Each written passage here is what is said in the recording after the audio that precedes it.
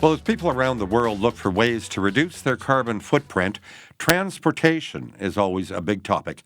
And right now, the transportation sector makes up about 1/4 of Canada's greenhouse gas emissions. And that's why the Faculty of Engineering at the University of Regina is hosting a Decarbonizing Transportation Symposium tomorrow. It's open to everyone. You just have to pre-register. In advance of the symposium, we're going to be joined by a few of the experts in electric vehicles who'll be sharing their knowledge and enthusiasm for electric vehicles today. And as always on Blue Sky, we want to hear from you. Have you made changes to reduce your carbon footprint when it comes to transportation? Now, our first guest today, and the guest who will be with us throughout the day, is Tyler Krause. Tyler is on the board of the Saskatchewan Electric Vehicle Association. He's president of the Tesla Owners Club of Saskatchewan. He joins me in the Saskatoon studio. Tyler, thanks so much for coming in. Yeah, thanks for having me. Tell us about the vehicle you drive. Why did you choose that particular one? Yeah, so I bought a Tesla Model 3 back in 2018. And at the time, it was kind of probably the most capable vehicle on the market. It had the most range, it had the best performance. And so I went in and it was my first EV, and I've had it now for 5 years, and I've just cracked 100,000 kilometers on it. So, where did you have to go? So back when I bought it, there was no store or dealership in Saskatchewan, so I had to go to Calgary. But we recently bought a second EV, and we're going to be picking up next week from the Tesla dealer here, just over in Stonebridge. Oh, okay. Yeah. What made you want to switch to electric in the first place? I think at the very beginning, for me, it was more of I'm kind of an early adopter when it comes to technology, so that was something that kind of drew me in. And of course, these cars are very powerful, so that was also something that interested me. But the closer I got to actually picking up the vehicle, the more I realized that these do have a very positive impact, for things like pollution and, of course, emissions. And that's probably the biggest reason why we bought our second EV now to replace our gas vehicle was for the environmental benefits. Is there anything you miss about a traditional gas-powered vehicle?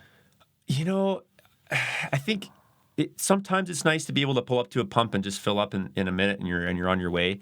But beyond that, really, everything else has been so much better. It's been a way better experience to actually drive the vehicle. I've had way less maintenance. Actually, to be honest, the Tesla has no mandatory maintenance, which is really nice.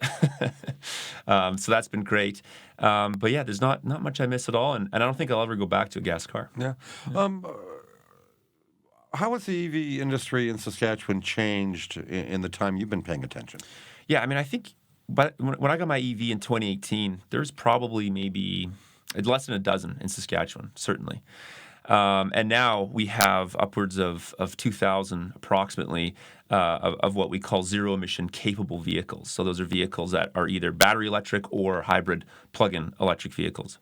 And so we've seen the landscape go from, hardly any electric vehicles and hardly any infrastructure to now we have multiple highways across the province that have chargers, every 100 to 200 kilometers. Highway 16, Highway number 1, and we're pretty much done the Highway 11 between Prince Albert and Regina now. So things look a lot better. It's a lot easier to drive an EV here, and there's a lot more support. We got more clubs. We have more engagement with the community, and it's been really good. Driving an electric vehicle is different depending what province you're in. How does Saskatchewan compare to other places when it comes to being welcoming or open to electric vehicles? It depends what perspective you're looking at it from. The communities here are very supportive and very good. But we are running into some roadblocks. If you look at a province like Alberta and of course BC, their infrastructure is very substantial. There's way more fast EV chargers throughout their provinces. And although we have a lot more chargers now than we did 5 years ago, there's still a lot of pockets that make it difficult for quite a few people to own an EV. Although it's improving, we still have a long ways to go. And then, of course, if you look at it from more of a political perspective, Saskatchewan is kind of in the worst position politically. We have the least support from our province. SaskPower has been great in helping start some of these charging initiatives, but we're the first province with an EV tax in Canada, currently the only one, right? So that kind of stuff really puts us behind, and it can hurt adoption, and that's been proven in various studies. Now, as you mentioned, the main thoroughfares now do have sufficient charging infrastructure, like Highway 1, Highway 16, Highway 11. Yeah. Have you ever wanted to go someplace in Saskatchewan where you just couldn't with the Tesla because you couldn't get back? It's funny you ask that question. I have a lot of people that ask me, do you ever have to borrow a gas car? And I think in the 5 years I've had my car, I think I've borrowed a gas car maybe less than a half dozen times. So there have been a few instances, where I had to drive.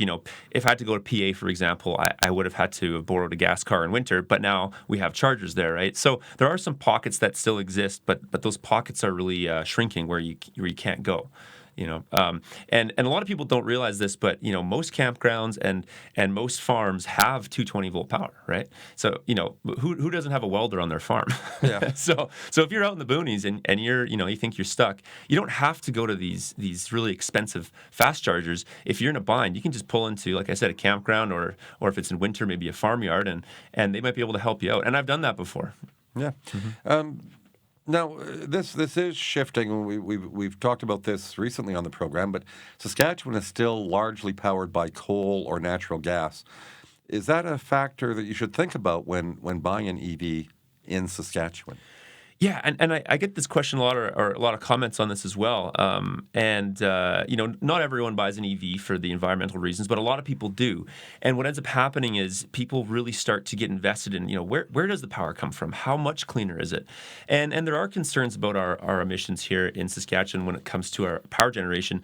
But the good news is that the energy the electric vehicles are so much more efficient than gas cars that even if the energy is coming from a coal plant or other fossil fuel generation, you're still saving emissions. And so in Saskatchewan as a whole, we're estimating that it's about 30% cleaner to drive an EV here, even though our percentage of sustainable resources, our sustainable energy is only like, I think, 20%, right, or less than that. So when it comes to efficiency, even though it's maybe coal powered, it's still better.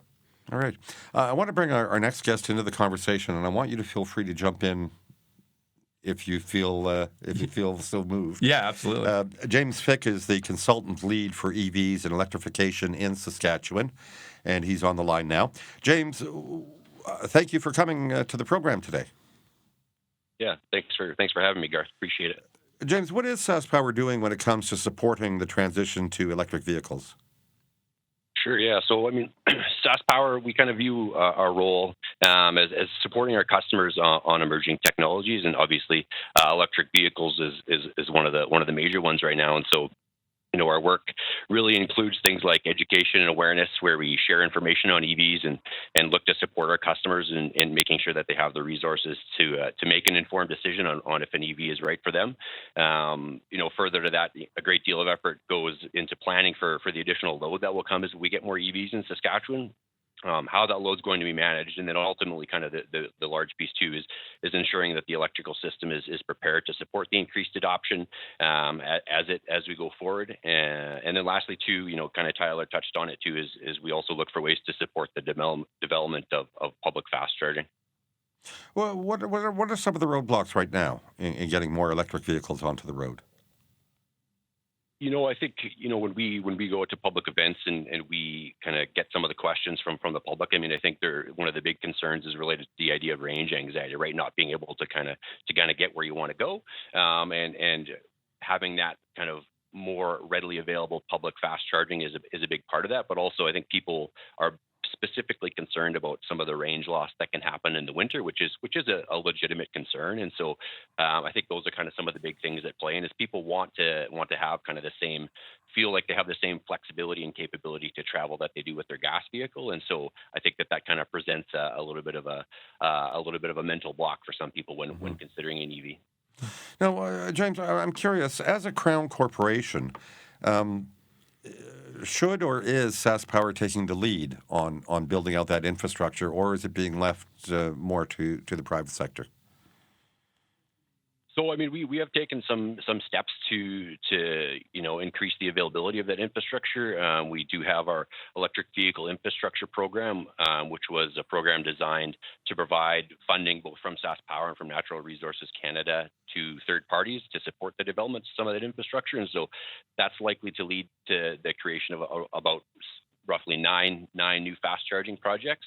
And so that was kind of the first step. And so right now we're kind of evaluating kind of what makes sense going into the future and looking how SaskPower can best support the build out of that infrastructure, and kind of I would say all options are being considered at this point in time. How do we make sure people are able to use electricity that wasn't made by coal to fuel their electric vehicles, or is that even possible? I mean, I think I'm still the expert on the SAS Power supply plan, but I mean, SAS Power does have goals to kind of continue to incorporate increasing levels of renewables into our grid, and as that those levels increase, the kind of emissions advantages you gain by driving an EV will also increase. The number we kind of typically use is kind of similar to what Tyler had mentioned of, we expect an EV to provide about 30% lower emissions when you can kind of think about the idea of tailpipe emissions, and that number will increase as more renewables come onto our grid. And so for those people who are interested in kind of lowering their emissions by driving an EV, SAS Power does have plans to kind of make that more beneficial going into the future. Now, James, you touched on this earlier in the conversation. I'd like to drill a little deeper, though. What does having more EVs on the road mean for the electrical grid? Yeah, I mean, it's kind of the one of the big questions, right? I mean, I think it's definitely going to mean more load, and I think that presents both a challenge and an opportunity for SAS Power. And so, we're taking steps to, both kind of project, forecast what that's going to mean for the grid, and what the distribution of those EVs in the province might look like. And then we're going to kind of plan out infrastructure investments, and kind of further our efforts that are kind of largely already underway when it comes to modernizing our distribution grid, increasing generating capacity and things like that, so that we're able and well positioned to continue to meet the growing demand that's going to come. Yeah. Well, do you have a sense of how much additional demand there will be on the electrical grid as EVs grow in popularity? So, like our SAS Power, our load forecasting folks, they do look at that. I'm not an expert in that, so I can't talk about that specifically. But I would say that we are leveraging the work that they do to kind of plan accordingly, plan our infrastructure investments and our grid modernization efforts to make sure that we're well positioned to meet the growing load as it kind of comes in the next 10 to 15 years. Now, listeners, if you have just joined us today on Blue Sky, our conversation is all about electric vehicles in Saskatchewan. Now, there are a lot more than there were just a few years ago, but there are still some barriers in place, lack of infrastructure being one of them. And as our guests have mentioned, there is still a lot of range anxiety in a province where distances can be vast. James, when we look at this, it seems to be a bit of a chicken and an egg situation when it comes to electric vehicles and charging stations. Obviously, there's not going to be the market demand necessary for more charging stations till there's more EVs, but there aren't going to be more EVs till there's more charging stations. How is SAS Power dealing with that?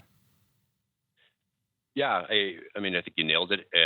I would say so. Like I mentioned earlier, the EV infrastructure program was kind of SAS Power's first foray into kind of supporting the build out of that infrastructure. And so now that we've kind of gathered some information from various stakeholders in that program, we're kind of looking to see what the future looks like. And obviously, SAS Power, we are looking for ways to support the build out of that infrastructure, because it is going to be important, right? I mean, people who choose to drive an EV want to have the same abilities as others to travel the province. And so we're considering kind of a variety of avenues to see which one might make the most sense for SAS Power to kind of continue to support the build out of that important infrastructure.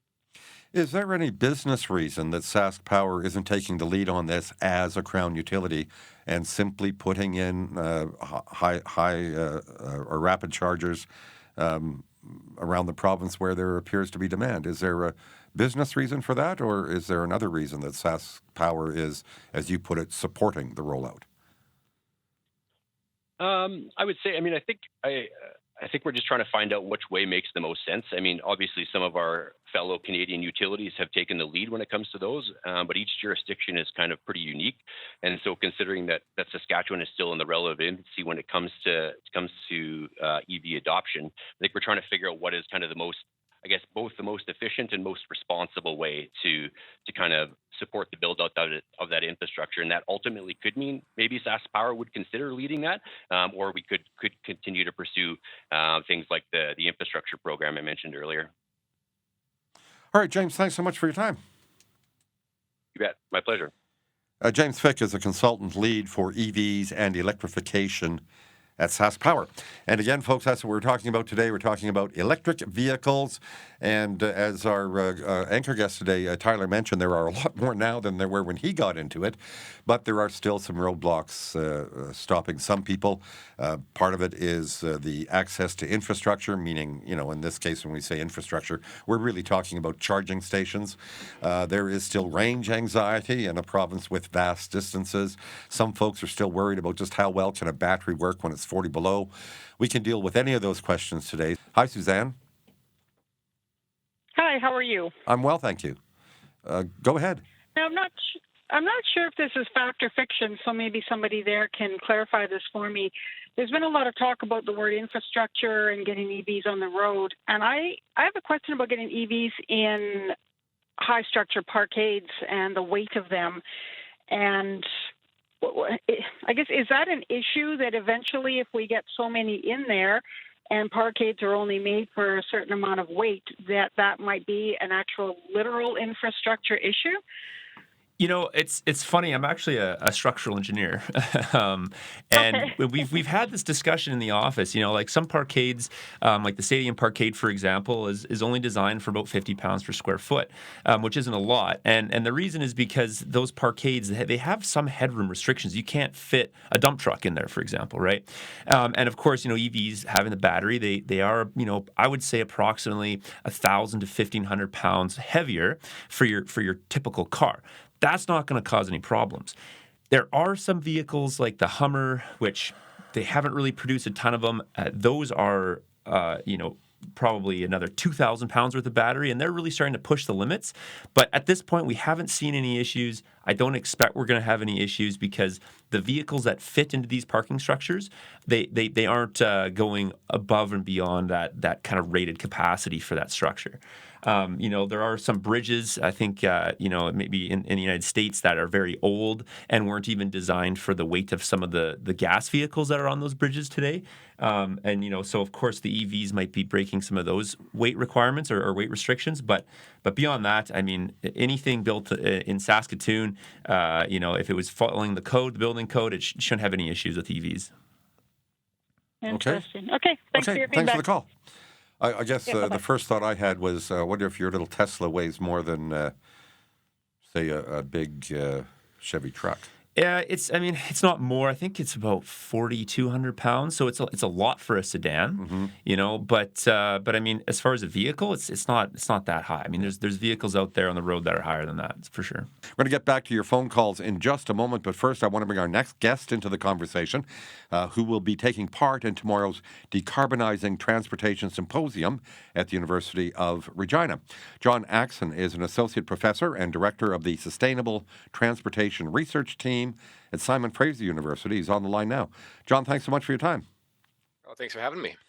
John, where do electric vehicles fit in the bigger picture or the grander scheme of reducing transportation greenhouse gas emissions? Well, really, it's one of the most important key points for getting to our net zero goals for the country.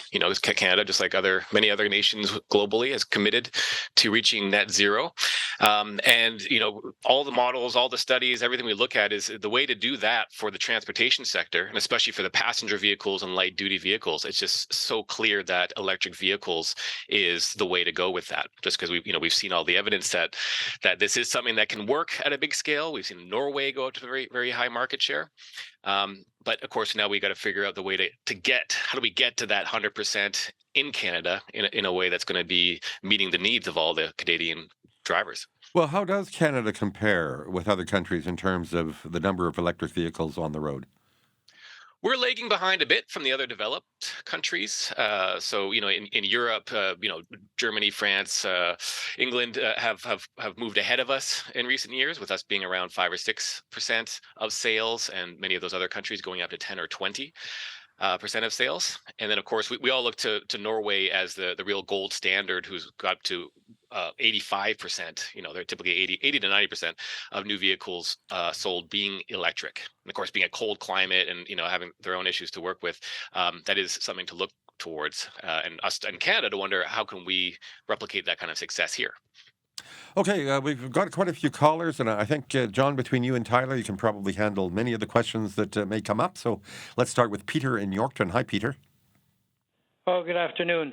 Well, I have a few comments. One is a correction on terminology. We keep hearing a reference to a surcharge on electric vehicles. Well, I believe that's just an alternate way of collecting the road tax, which everybody else pays at the gas pump. Gas prices include the road tax charges. Therefore, everybody on the road needs to pay the tax, and this is an alternate way of collecting that tax. So we should call it that rather than a surcharge on electric vehicles. And since the whole conversation has really emerged from a desire to reduce exhaust emissions on the road, well, many of us have found the solution long ago, and that is to avoid heavy vehicles, avoid large engines, and slow down. If you slow down 10%, you gain 12% savings on fuel. It's as simple as that, and everybody can do it starting immediately. And you can avoid other ways to reduce the emissions is to avoid these all-wheel drive cars, avoid heavy vehicles. You don't need to pay the extra insurance on all-wheel drive, and etc. Those are generally my observations. I think the basic four-cylinder, four-banger cars out there can be extremely fuel efficient if driven correctly. Okay, Peter. So those are my observations. Okay. Yeah, no, I mean, I think that those are all fair comments for sure. And I always tell people if the best thing you can do to reduce your transportation emissions is just to ride your bike or walk, But for a lot of people, that's not an option. I drive for work a lot as well. And so I always tell people if you're going to have a car, at least make sure it's electric. And driving slower, that definitely helps, makes a big difference. But, unfortunately, it's not enough just to drive slower or just to drive a fuel-efficient vehicle. Electrification of the entire fleet is really kind of the end goal and really the only thing that we can do to really make this work and achieve our mission goals here. The other comment about the road tax or the EV tax, it's interesting. They had an economist, U of S, run through the numbers, and because Sask Power is a corporation, it ended up being that because we're kind of supporting them as EV owners, right? We're paying to buy the electricity. That money, those revenues, they stay in Saskatchewan, right, for the most part. And so if you crunch the numbers, it turns out that with the EV tax, we actually end up, the government, Saskatchewan ends up getting more money from us as EV owners than they do from getting the road tax from the fuel sales if we were a gas car driver. So a little bit of an interesting comment there. John, did you want to weigh in before I move on? Oh, yeah, just quickly to say, it's a great point that, to get to net zero, we really have to do everything, right? Like every sector, every lever that we have available to decarbonize, we're going to have to do that. And so it's a fair point about transportation. We talk about electric vehicles as the biggest, clearest lever that's going to lead the way. But even, you look at the International Energy Agency and when they break down the details of what we need to get to net zero globally or in different countries, we need to do it all. It's electrification. We need to get more efficient. We need to have some amount of, maybe it's eco driving as referred to there. Some amount of travel reduction is going to have to occur as well, whether it's through more shared mobility. Really everything has to happen to some extent. But the research really shows that the easiest lever we have available right now to really get going is this electrification, because we want to get that turnover of the fleet. Right, because it takes decades for all these new vehicles sold, to get all of the vehicles on the road to be electric. It takes decades for that to happen. So that's something that's why we're putting so much attention on that right now. But not to say that that's done. Our work will not be done with that. We have plenty more to do. Okay, I'm going to go back to the phone lines in just a moment, but I want to share this email from Janie because I want to make sure this question gets asked and answered. And Janie emails, what is the cost to charge your electric vehicle, both at home and using the public chargers? And how does the charging process work on the road? So, Tyler, I'll put this to you, Tyler, because you're here in Saskatchewan. What does it cost you to charge your vehicle? Let's just, for the sake of conversation today, dead empty. No charge there at all. You got to charge it right up from the bottom. How much does it end up costing you? So I got to pull up the calculator here. So I have a 75 kilowatt hour battery, and our rate of electricity is about 14 cents a kilowatt hour. So I charge that up full, and that's going to it's going to cost me about $10 at home. That kind of charge rate, I mean, you're looking for a charge that's probably going to take around 6 to 8 hours, right? So that's off of like a 220 volt plug. If I hit the road, so for example, I just got back from Banff yesterday. I was using the fast chargers that are located, throughout Saskatchewan and throughout Canada. Those chargers, you're looking at about $25-ish for a full charge. And that'll take you how far? Those, so that'd be like a full charge in summer. You're looking at on my car roughly about 450, 500 kilometers. Some cars, some of the more expensive brands can go upwards of 600, 650 kilometers. And in winter, of course, that's reduced by on average about 30%. If you have a blizzard and you got 100-kilometer-hour winds, you probably shouldn't be driving anyway, but you might see a 50% reduction there. Yeah. But, math has never been my strong suit, so I'm glad they've got an engineer here. But, but that said, it strikes me that is considerably cheaper than a tank of gas. Oh, absolutely. Yeah, I think I average my cost out. And for those of you listening, you can kind of do this exercise at home to see, is this actually worth it or not? But based on both summer and winter driving, I average about 2.8 cents per kilometer. So in summer, it's as low as about 2 cents. In winter, it's maybe about 3.5 or 4 cents. But throughout the year, on average, 2.8 cents is kind of what you can use if you want to try and budget this. You compare that to like even a Honda Civic. If you're driving the average of 15,000 kilometers a year, you're probably spending $40 to $50 a month on gas still. In the EV, you're probably spending about 10 to 12, right? So even when you're comparing efficient vehicles, it still makes sense to go EV. Okay, let's go back to the phone lines. Trish is in Regina. Hi, Trish. Oh, hi there. I'm calling because I want to convert my VW hippie bus because I'm pretty sure it's a polluter. And wondering about winter storage of the vehicle because it doesn't run all winter. It goes into unheated storage. And I know that's hard on a regular battery, but these EV batteries are kind of expensive, and I wouldn't want them to get wrecked. So do they get harmed by cold? So, I mean, that's a good question, the storage thing. So I'll kind of answer it from one angle first, and then I'll kind of get to, your specific question. So in general, most EV batteries have, I think currently all of them have some sort of thermal management. So that means that there's something in the battery that's keeping it basically from getting so cold that it becomes damaged. Now, unless the car's plugged in, it uses its own energy to do that, right? So if it's minus 30 or minus 40 and that car is just sitting, it can sit outside for upwards of 40 hours without being plugged in, but it's going to use some of its energy to stay safe, basically. So if it's going into long-term storage, my recommendation would be to try and have it plugged into at least a 110. If not, then if it's in there all winter, and if the battery fully discharges, you could see battery damage occur. So I would say, the solution is either keep it in a heated space or a space that's not below zero, or make sure that it's charged or plugged into even just a simple 110 volt. These cars can last quite a while, like I said, without being plugged in, but yeah, if you're talking a whole winter, probably not a great idea. Okay. That's great advice. That's all I need to know. Thanks. And good luck with the conversion. I think that's a great idea and very exciting. Thanks. Thanks, Trish. John, before I go back to the phone lines, I wanted to ask you about the environmental and humanitarian concerns about mining some of the metals that are needed in EVs, some of the rare earths and other metals. How is that being addressed? Yeah, I mean it's just like anything that we're extracting from the earth. There's all sorts of issues upstream to be looking at, and just as with oil, if you look across the different oil wells across the world, you'll find those that have very very bad environmental impacts, and those that have very bad labor impacts, and those that are much better in terms of how they're run.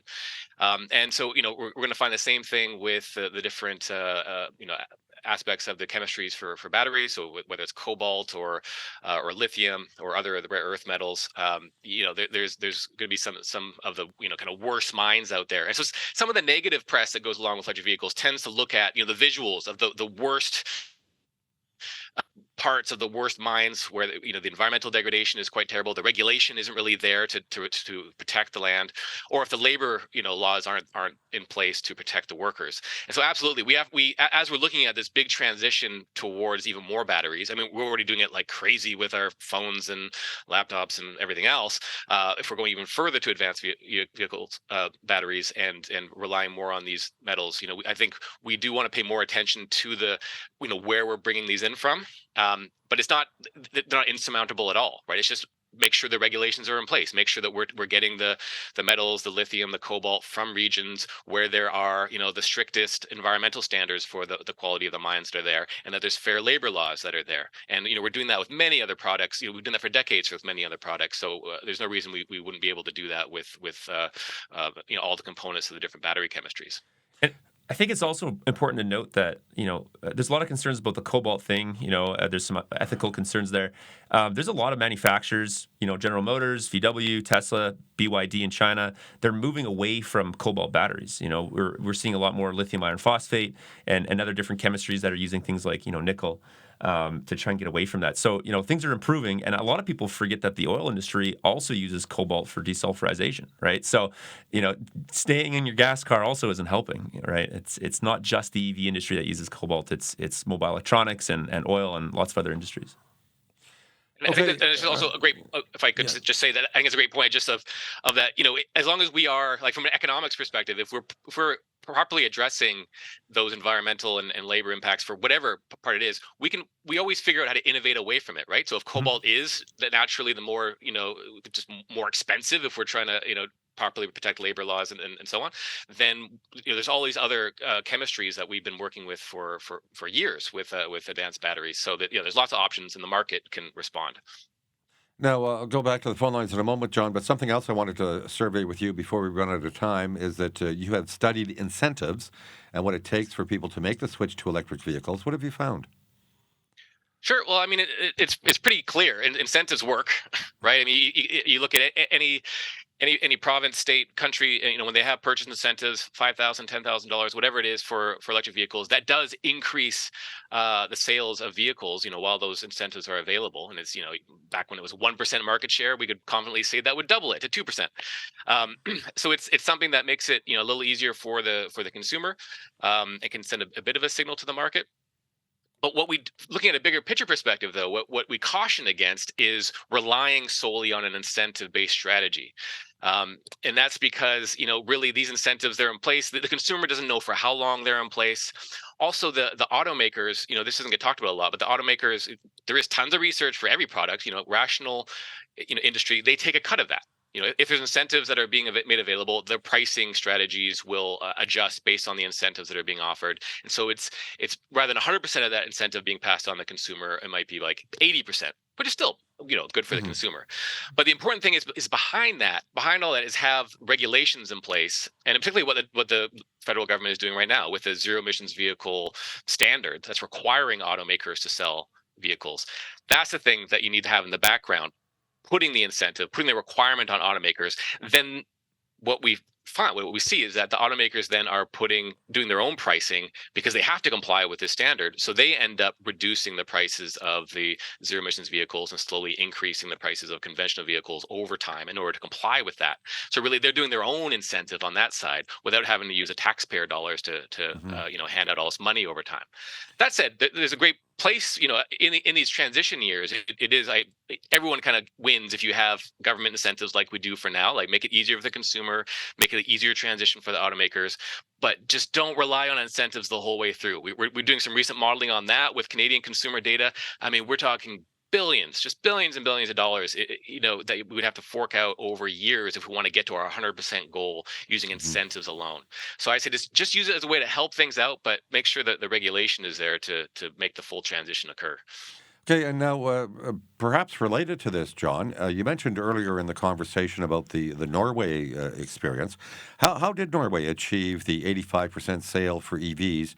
What policies were needed, and could we replicate them here in Canada? And that's an email from Brett. Yeah, I mean it's a fantastic question. I get asked it all the time, and it's kind of like we wish like that we could replicate it. It's a very unique place, right? I mean, it's the richest country, very small population. They have all that oil wealth that they put into their fund. So it's very it's just they could get away with a lot more. But on top of that, they've also been leaders with electric vehicles since the 90s. Like they were pushing this before there was anything to push. They were trying to support the innovation all along the way. They had many of these policies, incentives in place before there were electric vehicles to sell. And then what really helps is they have very high carbon pricing very early on, and as a baseline, they have very high taxation of conventional vehicles. It's like having 100% tax, right? So if a $20,000 car would be a $40,000 car there, just regular, before any of this electric vehicle stuff.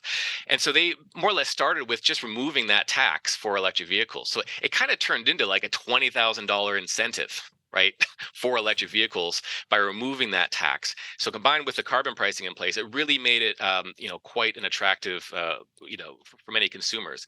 And then they threw on everything else they could on that. It was free ferries, free bus lane access, just making it super, super attractive. So, for a population that was very much already interested in, the smaller cars anyway, that they experienced this growing and growing market share for the vehicles. Where actually, I think even they were surprised at first. Where saying, oh shoot, now our bus lanes are full of Teslas. Actually, we're gonna dial this back a little bit. So yeah, all that is like they had a perfect conditions to push it forward, but we don't have quite the same. We're the same, right? It shows that it's possible in a cold environment to do that, but we don't have this. We don't want to spend that much money. We don't have the same taxation policy as a backdrop, and we don't have the same tolerance. I mean, the research that we show, like Nordic countries compared to North American countries, we don't have the same citizen tolerance for the high taxation of both conventional cars and for gas and everything. Yeah. So this is where we've come to that conclusion of a regulation, which is a little more of a California style approach, using the regulation to do more of that pushing rather than relying on the policies that might upset more of the voters. Obviously, a political will is part of the equation. For sure. Right. Let's go to Sarah in La Ronge. Hi, Sarah. Hi, hello. Hello. Go ahead, Sarah. Hi. So I just spent my lunch break parked by Montreal River. It's gorgeous. And my question is around the idea, because I've had this idea for a long time, of having an electric RV. So when you talk about being able to stop at a 220 volt, you're right. And that is one of the ideals, is that you could stop at a campground and you could charge up. But I'm wondering whether, when we're talking about government policies, if anybody's looking at Park Saskatchewan, Tourism Saskatchewan, because to me, it would make total sense if you spent the money just as they're doing when they're bringing yurts in and trying to bring in excitement around going to our own park. If people would realize that the province exists north of Prince Albert would be nice, and it would be cool if there were EV charging stations in our provincial parks, especially heading into the more remote areas, because it would keep it clean. And, some of us in the north would really like to. I would love to have a Rivian truck. It makes sense to me, but I don't have anywhere to charge it. Yeah, I mean, I think thank you for those comments. I mean, I think you're right. I think it'd be really great to have more kind of, I guess, provincial campground support. A lot of those places, you might have the 220 volts, but some of them don't. And I think, the more infrastructure we have, the better. And like you said, it could facilitate or promote more tourism up north. I know some of the national parks have had some help from Tesla getting some of their 220 volts, both the universal and the Tesla chargers put in. I was just in Banff, like I said, this last weekend, and we used their chargers, almost daily that they had put in downtown Banff. So I would love to see that. And as someone who works with Sask EV and SEVA and the Tesla Owners Club, I mean, I'll kind of put this on my to-do list to maybe start approaching these campgrounds and say, hey, is there something that we could do to work together to kind of get this going? So yeah, thank you for that. Yeah. John, now you've also studied whether or not the availability of smart charging motivates people to switch to electric cars. What did you find? Right, and so I don't know how much you've already covered here, but just the idea of having some sort of systems that are, typically talking about timing the charging, the occurrence of charging, so it aligns with the grid, so that it's complementing the needs of the grid, right? So the grid management is very complicated science and feat of engineering. The fact that we keep the lights working as often as we do. And a lot of it is just trying to match the supply of your sources of electricity at the time and the demand, because you have these very different peaks that don't always align. And as part of this whole net zero transition, right, we're talking about having even more renewables and renewable energy. We're talking about wind and solar, especially, are intermittent. So the big challenges there is that they're not always blowing, or the sun's not always shining exactly at the time where you want to have it all available. But so there's been a lot of interest in this idea of, well, if we're moving towards so many of these electric vehicles, and we have a lot of potential, especially for the nightly charging, we have this potential to change the timing of it, right? This might not even be that complicated, but just make sure that the charging, you still reach a full tank or a full battery, sorry, when as needed for the morning, but align more of that charging to occur, when the wind is blowing, which would make it much easier for the grid to balance out and to do that. So we found that from a whole system perspective, that is a way, if you do it right, you can improve, basically make it cheaper for both. You can provide some cost savings to the owners of electric vehicles in terms of the utility giving a discount for that service they're providing by delaying their charging a little bit, as well as making it easier for the utility to roll out more of the renewables. So it's all in that spirit of net zero, working pretty well. From the consumer I think you're asking a bit about the consumer side. We tested, does this sell cars a little more? And I would say I'm a little more hesitant on that. That there's the smaller segment, the enthusiasts, right? So that these folks that love their cars, they're really into technology, they get it. You can explain that to them, and then some of them will be very excited. That will be an extra motivating factor for them. But generally, for most consumers, they're more like me. I'm not the tech guy on this call, right? That they don't really think about it. It's hard to comprehend the whole thing and how this works out. So it's hard to explain even what I just tried to do about how to align the grid, the electricity's availability with the actual demand. So we had a hard time explaining it to many folks. There's a lot of confusion, and so I think it gets to be boiled down to saying, well, look, here's your car. Like, if you just work with your utility, you can save $5 a night. Instead of $10, you get it for $5. There's interest in that. And I think that's something that, if we're going, especially if we're serious about going to 100% electric vehicle sales, we're going to have all those batteries, just sitting there most of the time for all those cars. Really could be a huge service to help out the utility. So I think the utilities and the consumers are going to find a way to come to a net benefit from that. Mm-hmm. Okay, I want to bring perhaps our last caller into the conversation. John is on the line near St. Benedict. Hi, John. Hey, Garth. How's it going? Pretty well, John. Go ahead. Oh, yeah, I guess I called in because I just bought a Tesla Model Y about a month and a half ago, and have been really enjoying it. I've had it on the road from Estevan. I live in Saskatoon, but I've had it on the road from Estevan up to Waskesiu, and places in between like St. Benedict. And yeah, charging has been easy, and the performance of the vehicle has been really, really fun. Have you found any downsides yet, John? No, so far no downsides, yeah. All right. Well, John, thanks so much. Tyler was smiling there, especially when we talked about performance. We've only got about a minute and a half left, but this seems to come up quite often. Would you consider your car hot? Yeah.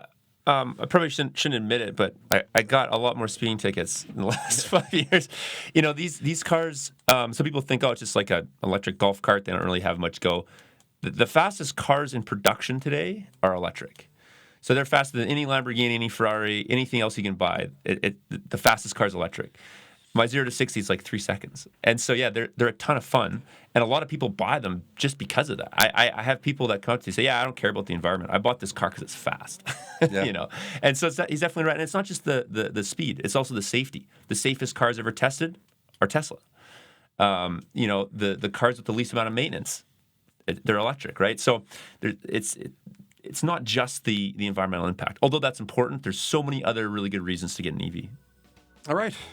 Tyler, thanks so much for joining us again today. Yeah, thank you. It was a pleasure. And our guest, Tyler Krause, is on the board of the Saskatchewan Electric Vehicle Association, president of the Tesla Owners Club of Saskatchewan. And John, thank you so much for your expertise and sharing your time with us today as well. Thanks for having me.